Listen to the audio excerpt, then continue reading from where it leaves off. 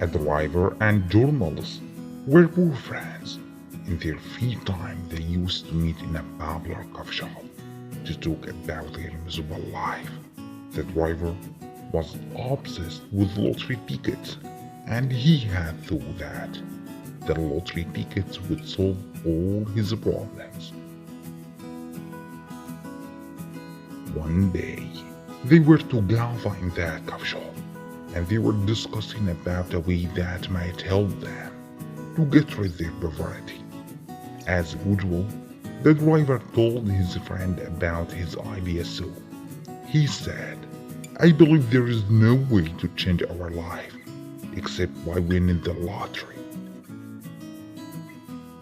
But the other didn't think so and said, you've been buying the lottery tickets for 10 years.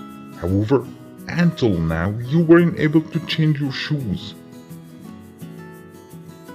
While they were laughing on the dock, the driver set his eyes on a lottery vendor and pointed to his friend.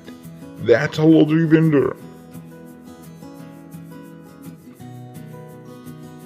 The journalist asked, what do you mean? The driver said, I want to buy a ticket, but I don't have enough money. If you pay the half, we will share the price together. The journalist rejected the deal and said, a bird in the hand is worth two in the bush. But the driver swore that we will have much luck this time. The journalist was hesitant, so he thought a little again and said, I don't have much to lose. I agree.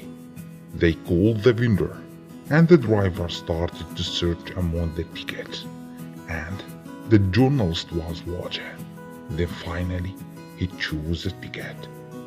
After a few days, the driver went to his friend's home, and he looked like crazy because of the joy. He was screaming and saying, we won the grand prize! We won the grand prize! At first, the journalist didn't believe him. A few minutes later, they calmed down. Then the journalist asked his friend, when we bought the ticket you swore that we would win, but how did you know that? The driver smiled and said, a day before, I dreamed that someone was telling me, if you buy a lottery ticket that ends with what equals 9 times 9, you will win the grand prize. So, I multiplied 9 times 9, and of course, equals 88. Therefore, I bought a ticket that ends with 88. The journalist, oh my god, 9 times 9 equals 88. Therefore, he was fainted because of his stupid lucky friend.